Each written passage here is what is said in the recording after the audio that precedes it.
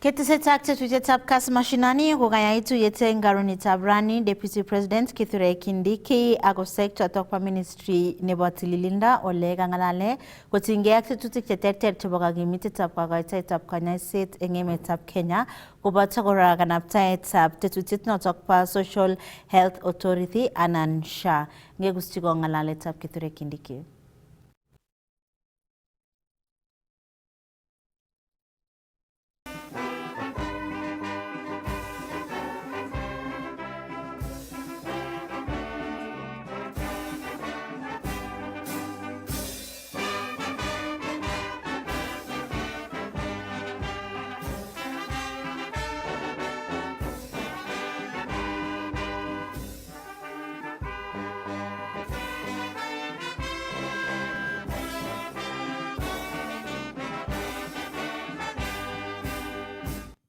Asante, kama bado tumesimama, wacha tuongozwe kwa maombi. Tuyanotok komite National and County Government Health Officers kokaboto kora Minister notok nebo Tililinda ak ofisek cheterter chebo County nebo Nairobi ak serikalit neo ole kaimuch kongalale kora Kithure Kindiki akobo kamanutiet nebo siretab biik eng tetutiet notok bo kanyaiset nebo SHA. Colleagues present representing various organizations. Health is one of the most important interventions that this administration is focused in delivering. The manifesto of Kenya Kwanza places health as one of the pillars for the delivery of services to the people of Kenya. Many countries around the world have struggled with providing universal health care for its people. It is not an easy job. Providing universal health coverage is a complex, expensive, and I dare say politically risky enterprise because of the requirements that go with its delivery. However, this administration is committed in partnership with the county governments to deliver universal health coverage for the people of Kenya. I want therefore to thank you for finding time to attend this very important meeting and appreciate your inputs, even as we look at where we are in the implementation of this program, which started 5 months ago. I want to acknowledge the leadership His Excellency the President has given to this process. I also want to acknowledge the role being played by the Ministry of Health, led by the CS, Dr. Mulongo Barasa, who is here, and the PSs, Mary Modhoni and Harry Kimtai, and the other senior officials from Afya House. I also want to appreciate the role played by the President's economic advisor, Waziri Moses Kuria, who is here with us. He's shown a lot of interest and keen support for this program.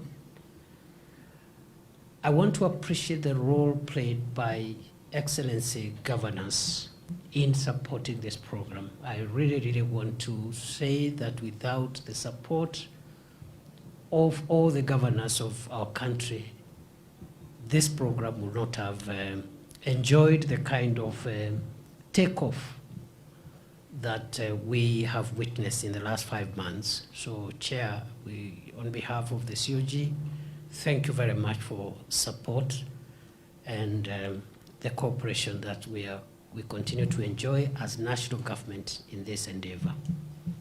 Allow me to say a few things, because today really is not a day for speeches. Today is a day to take stock of where we are, what the issues are, and then devise ways of making sure that we go into the next gear, which is to upscale the rollout and firm up on the initial turbulence that you expect of a program of this nature.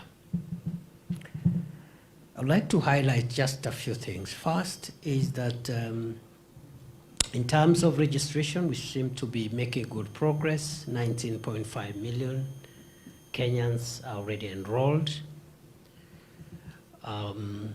However, the situation as it is to firm up on the contributions. And as many of us are aware that at the moment we need to do some work to make sure that as many people as possible who have registered are making contributions.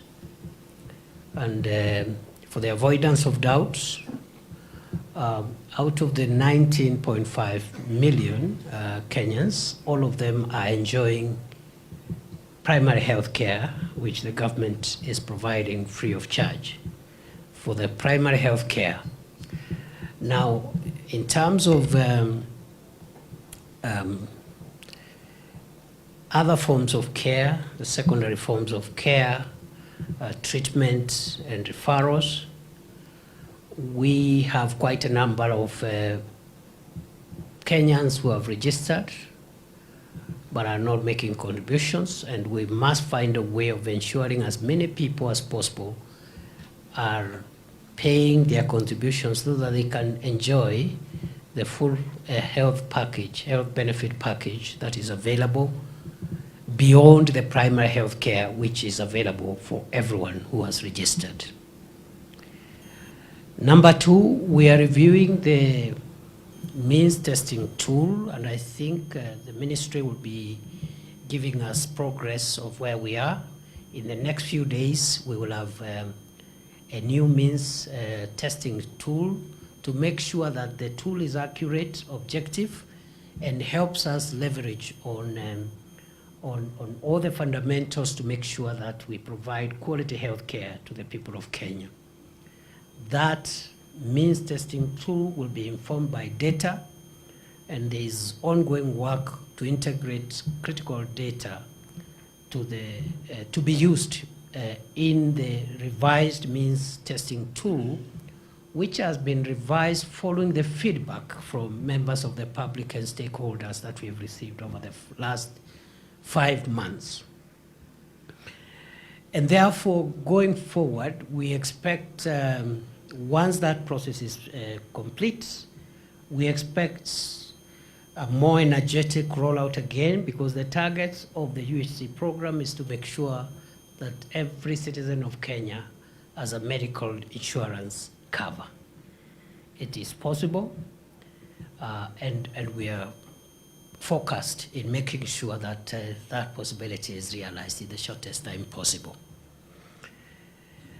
In terms of other interventions that have been made, especially with regard to the financing of the program, I think there will be, at the end of the meeting, we'll be announcing the measures that the national government has taken through the supplementary budget, which is going to be presented before the National Assembly tomorrow, to make sure that some of the feedback we have received about financing this program around emergency critical care and chronic ailments, that again has been factored in to make sure that we are able to ensure full benefits to that category of patients. Again, this has come from the feedback that we have received around those areas, around ICU treatment, HDU treatment, and critical and chronic diseases. Other than that, as you're aware, the health sector, part of the health sector is financed by development partners. Some of the development partners have made certain policy changes recently. I just want to assure the nation that we remain focused to make sure that any policy decisions by our development partners does not affect the delivery of healthcare services to the people of Kenya. So part of that discussion will be held here this morning, but I want to give that assurance that our objective as government is to make sure that no decision that is made by our development partners affects the quality of healthcare we provide to the people of Kenya. So we are making all necessary contingency decisions and arrangements to ensure there will be no disruption of services to the people of Kenya. We are also expected this morning to look at the human resources aspects of this program, and I think there are a number of issues that are outstanding, and I hope this meeting, now that the two levels of government are represented here, are going to iron out some of the outstanding issues about HR in terms of the responsibility for UHC staff and other staff in the health sector, and also the issues around interns and the issues around CBA for health workers, and so that we can make sure that the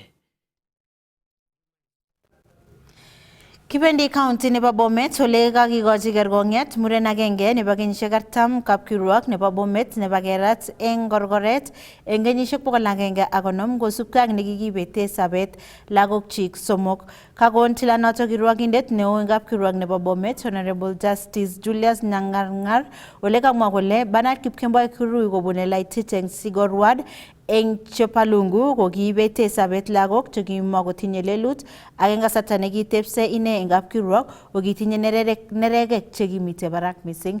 Kibendi kenyoru sirindenyo Festus Rono agenge eng agenge kwarurwech eng koine. So this is the ruling sentence.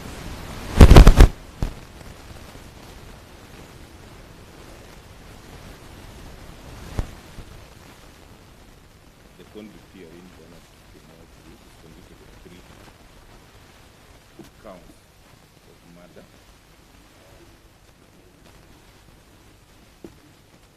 under section 203 as read together with section 204 of the Penal Code.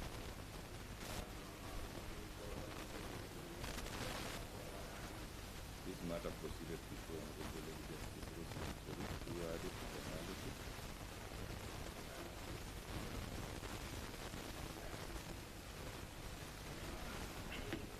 My duty is just to deal with the issue of sentence. I have gone through the entire judgment and clearly understood the nature.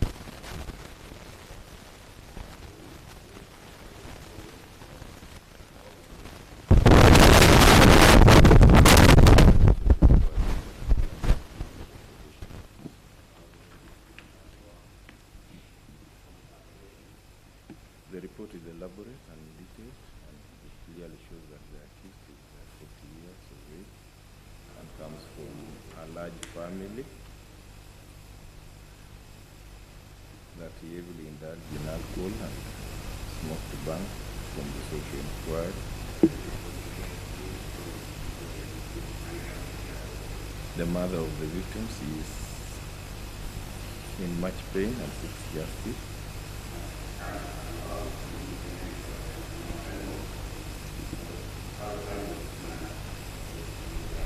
The victim family is also in unison with the mother and calls for severe penalty.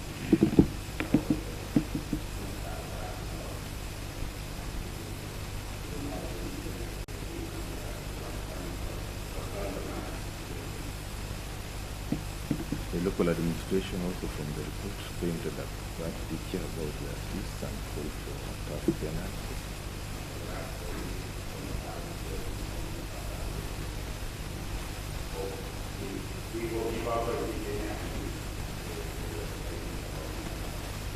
The report also touches on the mitigating factors and the victim impact assessment at the same time.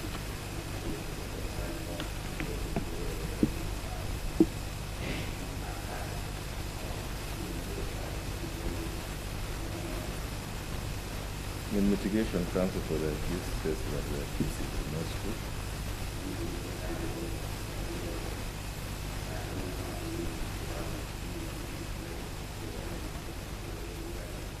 That is your first offender. And you understand the gravity of that.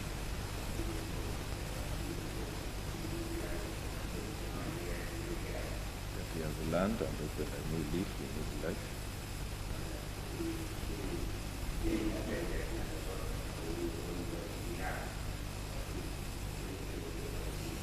He promises not to indulge in illegal activities and prays for forgiveness.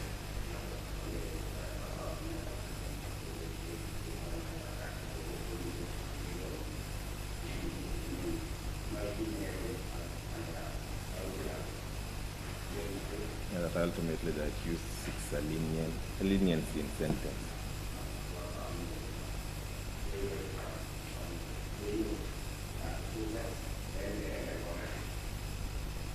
In response, the prosecution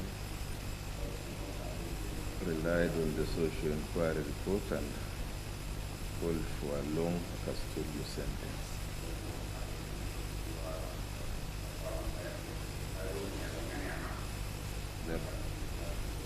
The argument is that the act committed by the accused was barbaric and being for a father terminate life of his own blood.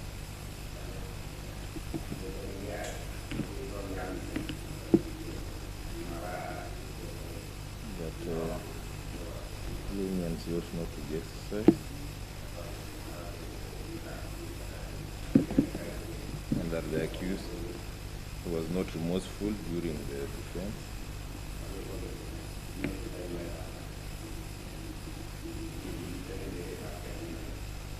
That the sentence ought to send a clear message to those who commit such offenses in the society.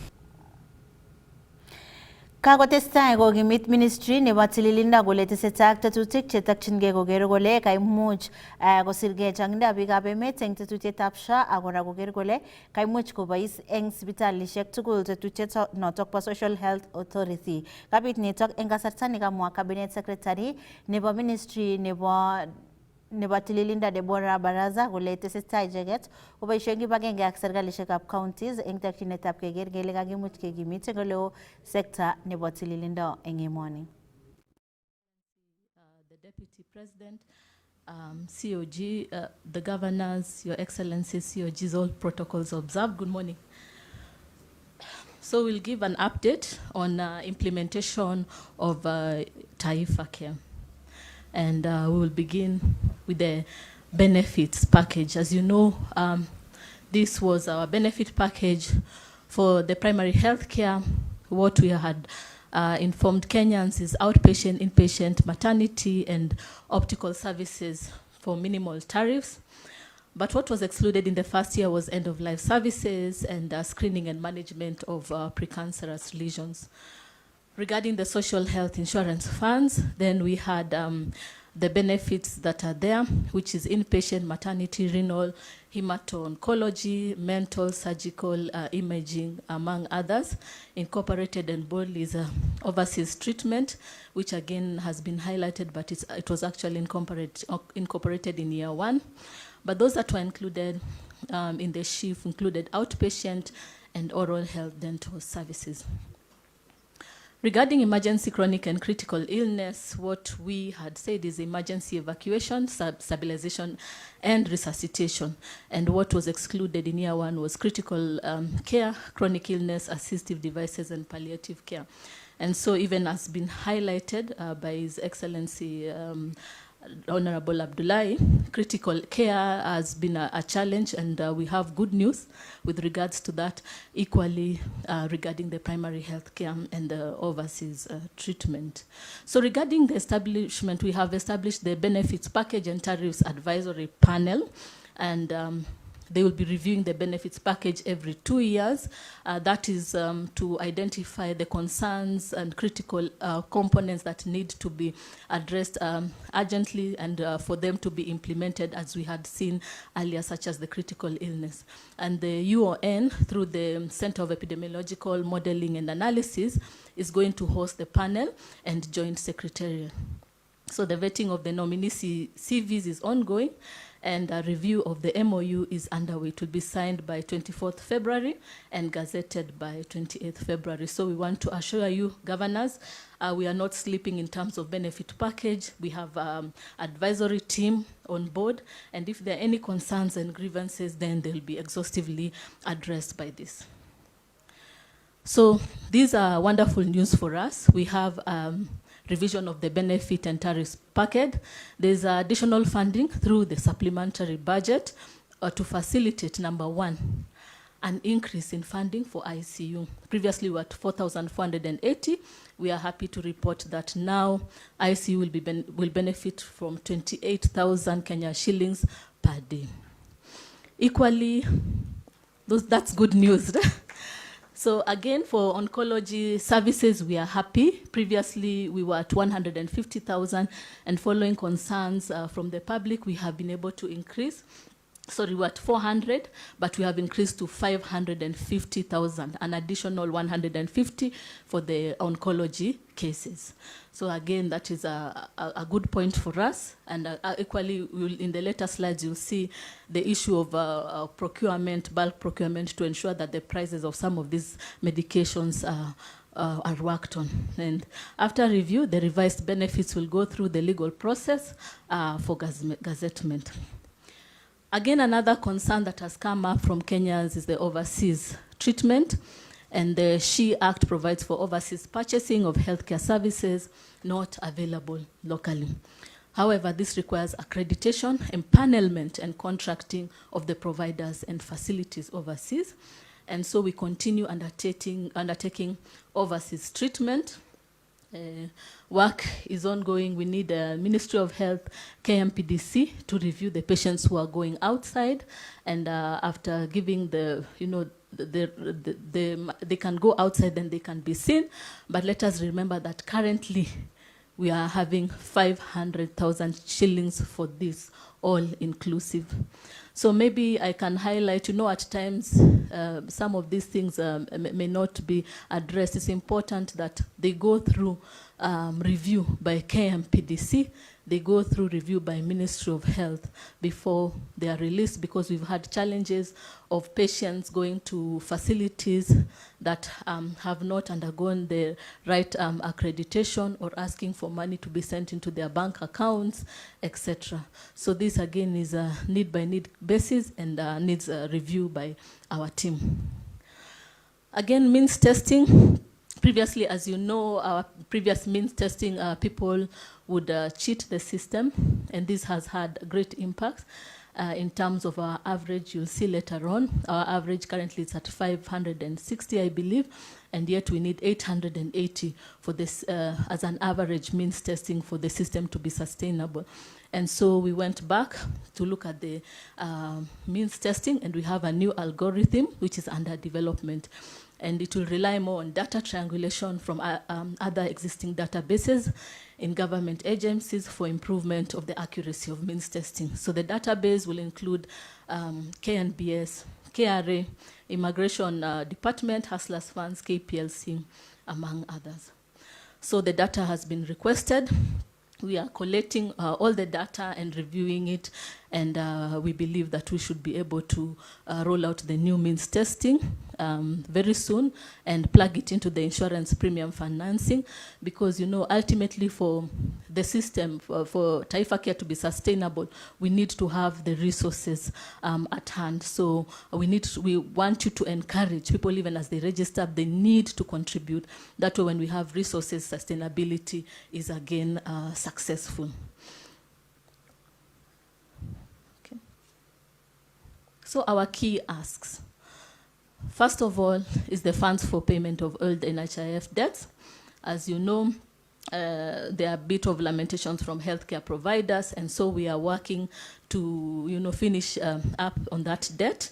Equally, the civil servant scheme that is included to facilitate access of healthcare services for our civil servants.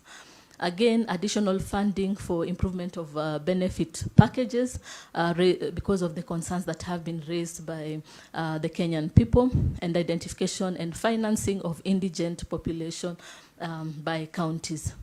IPF implementation, again, to support informal sector is really critical. That way we can have contributions up and running and have a successful implementation. Again, we need your support, dear governors, in the rapid registration initiative for SHA registration as well as a premium payment in the counties. That way we'll have enough resources to make it sustainable. Regarding human resource for health, for the CHPs, we have more than 107,000 CHPs in Kenya, and the national government has provided 100,000 CHP kits. And government has allocated resources for the payment of 100,000 CHPs in the country, 2,500 from national government, 2,500 from county government, totaling to 5,000 per CHP per month. And the payments of CHPs across all counties have been effected up to the month of December 2024. 8,571 staff have been transitioned under the UHC program, and process on the implementation of commitments made to doctors, nurses, and clinical officers is ongoing. Equally, public officers medical scheme for funds for public officers is ongoing. So these are the commitments for return to work formula for the doctors, and you can see the issues raised, including basic arrears, internship, harmonization of union members' employment by national government, postgraduate arrears, among others. And we are happy to report that 11 of these issues have been addressed. The one remaining is the internship component and conclusion of the CBA. As well as employment of additional doctors to support the implementation of UHC. So I think we need to highlight that during our meeting in November, December, we talked about 206, but for the new cohort, we are talking about 70,000. And so negotiations will start to ensure that, again, this is implemented. So the ERLC in Eldoret rendered judgment on consolidated petitions on 17th October, upholding the legality of SRC circular. However, the court observed that SRC rates were at variance with the 2017 CBA, and it directed that we negotiate with the KMPDU within 90 days. And to forestall the strike, as I said, we met in December 2024, and interns again were posted. The CBA rates were effected, and now there's a current cohort that will be joining of 4,332 in all cadres, and there's need to resolve the salary or stipend rates of the interns once and for all. So as I said, we'll be having meetings, and as you can see, these are the 4,332 graduates broken down in the various cadres, medical interns, dental pharmacists, etc. And below you can see the budget requirements for up to 2025, for June 2025 from financial year 2024-25. So you see that using the SRC rate, we will be able to save a lot of resources and support to the doctors, and we look to, and other healthcare workers. So we look to start our engagement with regards to that. Regarding the pending CBA and negotiations of new CBA, cognizant to the respective independent corporate existence of the various entities under national government, KMPDU shall within 90 days from the date of this agreement conclude on the CBAs for each. And the employers will, on a priority basis, seek the advice of SRC. So concluded was the CBA for nursing union for clinical officers is ongoing pending with the Treasury, and the KMPD is to audit the status of implementation of 2017 CBA and present the report for deliberations. For the doctors, additional doctors to support UHC implementation, the government shall establish mandatory staffing norms for various levels. And in furtherance of this national endeavor, the government shall employ 2,000, and thereafter establish a policy for annual recruitment and placement of doctors, pharmacists, and dentists. So a technical working group and steering committee developed a HRH policy, and the Ministry of Health Staffing Norms and Standards reviewed the policy that was developed, and the employment of doctors will be done over a period of 2 years, beginning financial year 2025 to 2026. Funding will be provided for either in the 2025-2026 budget, a budgetary provision of 6 billion is required. And the hiring will depend on the needs and based on the results. The hiring will be at various levels from ministry, county, and at the national hospitals, the semi-autonomous government agencies. Regarding health commodities, KEMSA's mandate is procurement, warehousing, and distribution of HPTs, and it partners with counties and strategic partners. They have, they're using LMIS to collect, analyze, and provide regular HPT reports, and they support counties in health supply chain strengthening. The key role in UHC, accessible and affordable quality health products, and extending economies of scale to the counties. KEMSA, however, faces challenges in endeavor to ensure sustainable stock availabilities. The challenges, you can see stock availability stands at 53%, and order fill rate after back orders on average is 65%. Constraints affecting stock availability, COVID-19, health program, HPTs strain the cash flow, and the long-standing debt of 6.1 billion. Counties contributing 3.5, MOH 1.4, and development partners 807 million. There is also delayed payment to suppliers, with 1.5 billion being over 90 days. And you can see the total pending at 2.4 HPT and procurement for 2024-2025, and the projected cash flow needs being 8.5 billion. So key asks to counties: to settle the outstanding bills by counties to restore financial stability. That way we can have improvement in capacity at your facilities and also KEMSA.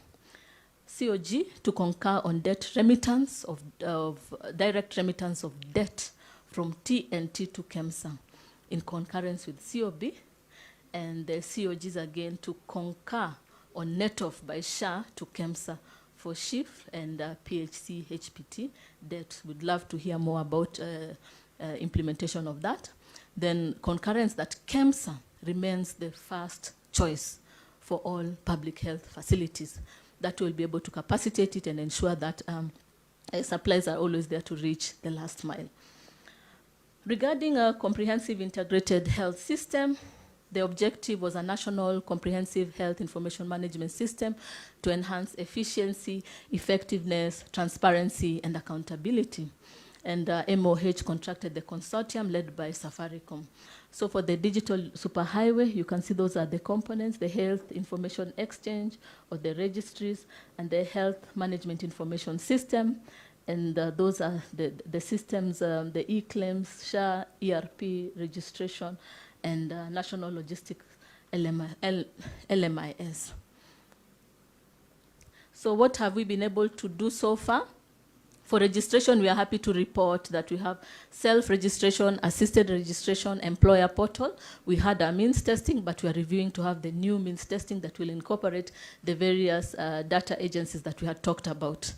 For the claims insurance management system, we have the provider portal ready, and the claim payer engine and post office system. They are reviewing and working on the SHA ERP. We've been able to distribute 5,665 devices, and 3,000 are in the warehouse, and 62,000 will be delivered by March. Regarding health information exchange, we are happy to report that we have the clients registry, the health worker registry, facility management system, the health terminology, and national shared health records. Now they are able to be rolled out efficiently. HMIS development was complete. Baseline survey ongoing, and HMIS rollout to follow in suit. Training, 11,600 have been trained, and 71 physical trainings have taken place. Supportive supervision and mentorship is ongoing. Our key asks, I think we had a best practice from Mombasa, and we want to encourage counties to implement this with more than 87.5 of their facilities being digitized. And I believe His Excellency the Governor will give a best practice and how he's been able to secure resources and ensure sustainability. So we are encouraging the signing of intergovernmental participating agreements, conducting baseline assessment per county on what is available, and then uploading all the healthcare workers to the Health Pro. So another concern that has been raised is US government funding and what is the ministry doing about that. As we know, the global fight against HIV, TB, malaria is mainly supported by PEPFAR, PMI, Global Fund, and UNAIDS, and all deriving quite an amount from USG. Kenya has been overly dependent on the donor-driven vertical health programs, and yet there was a stop work order which has disrupted USG funding worth 30.9 billion. HPT being 24.9, HRH 5.8, HMIS and health system strengthening also being affected. Additional multilateral funding for vaccines, nutrition, family planning of about 17.2 billion are also at risk. And then the public health security may result to service disruption because of lack of commodity security, HRH, and data systems being affected. So what is the status? Currently, we have 1.4 Kenyans living with HIV on ART, and we are at risk of having 58,495 new infections by 2030 if donor funding is reduced. For TB, we are likely to have 23,500 TB annual mortalities, among them being 20,000 people living with HIV. And for malaria, we're likely to have 12,000 deaths per year, with projected increase because of climate change. And for family planning, 6.2 million who rely on family planning annually are likely to be affected, and yet the gap of 40% has not been reached. Regarding vaccine, coverage currently is at 77%, and the program currently under transition from donor to government funding. So that coverage of 77% is likely to be hampered. So as we said, for commodities, 24.9 is by US government, 79.8 to Kenya, and 79.8 health commodity need. That is 24.9 out of the 79.8 commodity need. And we are engaging diplomatic interventions. On Wednesday, we'll be meeting the US acting ambassador, and we are also developing an impact assessment of which we will be sharing with the various development matters and diplomatic for interventions. We also need to allocate 24.9 billion for commodities previously funded by USG, and disburse 2 billion allocated, and allocate additional 2.5 for vaccines to avert funding freeze by Gavi. For HRH, we have 41,547 PEPFAR-funded staff affected. And after reviewing, the technical team reviewing this, we saw that 11,559 frontline health workers would be core in terms of transition and implementation, and their cost is 5.84 billion. And there's need for us to approve comprehensive HRH restructuring and highlighting with public health systems. So 41,000, but 11,000 core, 41,000 having been able to support us in implementing the 98, 98, 94 targets. And so again, we look to capacitate the team that will continue with the interventions. For data, USAID funds 139 million for critical health-based databases, including Kenya EMR, among others. And we are happy that we have a digital platform, so really it's on time, and we are really ensuring that we are transitioning to the digital and integrating those critical data so that we don't lose important patient data through the cracks. Other critical programs are the blood transfusion program, where 2.8 billion World Bank support is ending in March 2025, and we are securing other funding. This is because one of the high causes of maternal mortality is hemorrhage, postpartum hemorrhage, and so we need to address blood transfusion concerns. Immunization and vaccines, 11.6 billion is required. Gavi and USG support, again, is at risk, and the recommendation will need disbursement of 2 billion immediately and allocate 2.5 billion for Gavi compliance. Family planning require 2.7 B. USG was 598, GOK 508 with the 1.7 form funding gap. And the recommendation is to allocate 598 for continuity and consider 1.74B in 2025-2026. Equally for nutrition, 4.96 billion required, 2.88 from USG is at risk, and will replace USG funding with domestic allocation. So in summary, you can see from the various pillars or departments, the total is actually coming to 30.922 billion that we require for seamless transition. So our asks, retaining for the counties to retain all healthcare workers for integration of the vertical program into the mainstay human HSS health system structure, and then restructure HRH to the core human resource and integrate the vertical component to Taifa Care, and counties to set aside funds to aid transition from the donor-funded programs. We also need to capacitate our human resource for health even as they transition, so that we don't reverse the gains that we have accrued over the 40 years. So thank you so much. Over to you.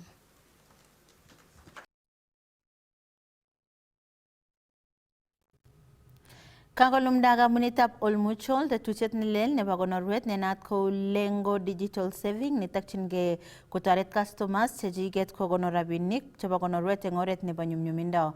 Kama managing director nebo life assurance eng kampuni notok po olmuchol, Lorraine Makwanya kole kiboisie musoknatetab internet eng kasuldaetab konorwanatak kamwa kole wendi koibu kelchin neo eng customaek chebo kampuni notok. So this product, the Lengo Digital Savings, is coming with the growing because it's allowing you to save over a longer time. You get the advantage of, accumulating returns and compound interest. But it has got a wrapper, which is a life insurance wrapper. So you're also protected for some of the risks that you may face through that savings journey. So we are already scoring 2 out of 3 of what we're trying to achieve. And I think what is most special about this is that we are not just bringing the same old product to the same old market. We are actually trying to look at a different segment and say, the earlier you start your journey, the better the impact of the compound interest. So let's start saving earlier and grow with that. So we're really excited that we are now starting to talk to that demographic, and we're starting to talk to that market. The Lengo Digital Savings is bringing something that is not currently in the market. It's bringing a lot of flexibility. It's bringing the tax benefits. It's bringing the flexibility of actually doing everything at your own convenience. So, and obviously it's a savings product. It's going to bring you the growth, and it's goal-oriented. That's why we called it Lengo. It's really about somebody looking at their own lives and saying, what am I aspiring to? So we're very excited that we're able to contribute to our customers' lives by actually help them to meet their goals. The Lengo Digital Savings is a solution we're quite excited about. In terms of which market segment we're targeting, I suppose anyone who can use a phone is the easy answer. We certainly know who's more savvy at that, who's more comfortable with that. We have a growing youthful population, and we expect that those are going to be some of the fast adapters as far as this solution is concerned. It's not to say that we want to leave out the rest of the different segments. As long as you have the capability and want to save, the solution is available for you. As long as you have a mobile phone, a tablet, access to the internet, this solution will be available for you. I think for me what's beautiful about the product is accessibility. A lot of our other products, you do need an advisor to walk you through what kind of solution this is. It's to some extent complex for someone who's not savvy as far as financial products is concerned.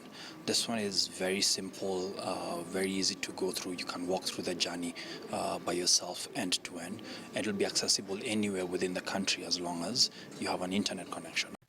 Kotestai biikab emet kokon kerenwa kotinygei ak nemaimuch kobelis Raila Odinga eng ng'echeret nebo African Union Commission eng emetab Ethiopia ole kobit nitok eng kasarta nekibwoti kele imuch kochang tuguk chekoyai komaibel Raila Odinga boroinotok. Katestai biikab emet koboto kipng'omutik kokon kerenwa kotinygei ak nemaimuch kobelis Raila Odinga eng ng'echeret nebo African Union Commission anan AUC ole kamwa Ismail Kiptoo ne naat ko Manoti inene ko kipng'omutiot nebo polatet kole imuch ko kaibut Raila Odinga kosubkei ak kibagengeisiek chebo kebeberwekab Afrika. Ko netai ko ng'alekab regional blocks. Kong'et regional blocks cheu SADC ko pursue their own interest maisub kole who is the best candidate nemakat kowinen anan ng'o netos fronten kole ng'o netos imuchi komut Africa from chapter A to chapter B anan much kotimishan vision nakibo 1963 to 2063. Karirita ine kora ng'alekab dini koboto magutik alak cheterter cheboto mung'aret ole kotoi kochang emotinwek changande kikeamis kokoch kura Raila Odinga komait kosule kayamisonoto. Amu ngelen iro British speaking regions ko jau Nigeria ak Ghana ko votanji Raila, lakini ngelen iro chun alak chaba French speaking like Ivory Coast ko matononso ak Raila. Igere ile icheket ko koisub ng'alekab new colonialism, ng'alekab masters chechwaket ak affiliation ak culture ak identity ak language ko mairo based on merit kora. Ko kit age kora ko chaba north affiliated regions chau chaba Egypt, Libya ak ano ko votanji Djibouti amu Djibouti ko mi Madagascar mena ile mi north anan mi eastern ako mena Madagascar ile mi south anan eastern, so ko losing Kenya based on technicalities. Chang kora biik cheibwotyin kole maimuch President William Ruto kokes boriet netestai eng emetab Democratic Republic of Congo anan DRC ole kitoi komite emotinwek chemaboibochi ng'alaletab President William Ruto. Number 2 ko ng'alekab the Congo question notok yekere diplomatic experts kole ma handlen komie His Excellency Arap Ruto amu kimakat koek neutral arbitrator inendet, lakini at the end of it all kokisieb kimasak ko yotok yekisieb kimasak koek affiliate ko ngwanit ine eng Felix Tshisekedi amu kigere kole kakirebe imandanyi kong'et as nguni angot Ramaphosa kosieb olin bo SADC ako kong'et kotoret Kass kole kaikai keng'et kenamjin yo sikong'et sikwa barak chinwa sikotokoripchi interest chechwaket amu chang resources nea Democratic Republic of Congo, lakini mami time yeke-exploiteni amu ngotuiyo biikab Congo akonyor kalyet komemukakse ko kaikai kemeret sikotokonyor kila mtu kebeber kidogo kidogo amu yekakoumgei bichoto konai imandanywa. Kotinygei ak polatet nebo emoni kebendi tai kocher ine President William Ruto ak Raila Odinga koisto terchinosiekab polatet. Komakat ke-reduce temperatures ichu by all political players, komakat ko exhibiten maturity atya akobor kole we can accommodate biik alak. Nguni kamakat angot kikochi olive tree chito neu Rigathi Gachagua, Raila Amolo Odinga kobwa meza ak nyikeng'alal ak kekeepen busy ak constituten proper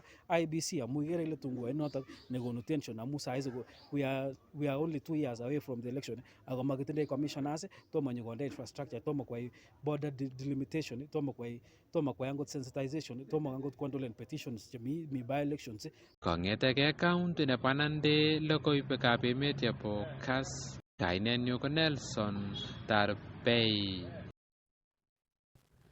Konet agenge nebo konyorchigei sugulishek ak kokwatinwek beek eng nyumnyumindo ko karutechi kibagengeit nebo Water Resource Authority sugulitab primary nebo Lelit nemite eng constituency nebo Moiben asikokochi icheket konunotetab tangishekab beek eng nebo kotoret icheket eng kemeutab beek mising ko eng kasartab kemeut. Kinyoru report kobun Isaac Ogei. Kondochin nebo ng'echeret eng kibagengeitab Water Resource Authority Donald Murgor ak ofisaek alak chebo kibagengeit notok kokoito tangishek 2 chebo litainik 10,000 age tugul koityi sugulishekab Lelit Primary School nemite eng Moiben County noto nebo Uasin Gishu asikotoret eng kaumetab beek eng boisionik chotok cheterter. This is a very important occasion for us as a fraternity from Water Resources Authority. As part of our corporate social responsibility, we donate water tanks, especially to areas that really require water. And This is one of the areas in the Republic of Kenya, and we do these things across the country.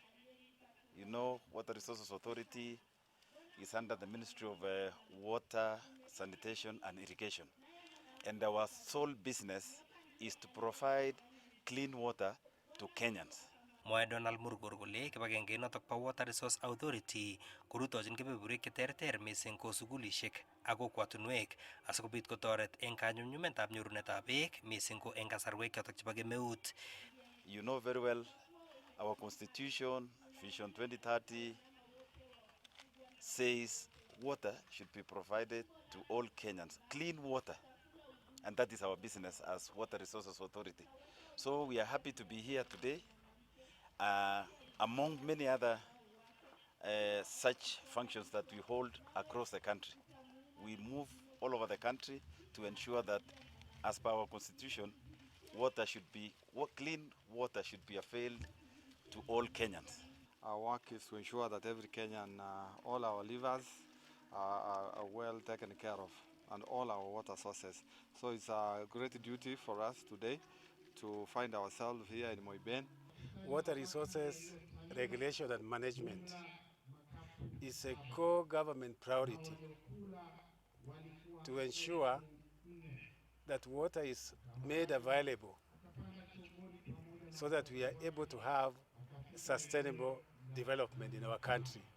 Kamitei koratak MP nebo Moiben Professor Phyllis Barto nakatach konunotoi chotok ak kondochi eng yatetab daraseshek somok chotok chebo grade 9 eng sukul notok ole mwae kole nitok kowendi konyumnyumchin kipsomaninik ak kanetik konyorchigei beek ak kanyumnyumetab konyorchigei korik chotok chebo somanet. Tuko hapa Lelit Primary School kufungua darasa matatu sponsored by the Ministry of Education in support of the JSS students who are supposed to join grade 9 next year.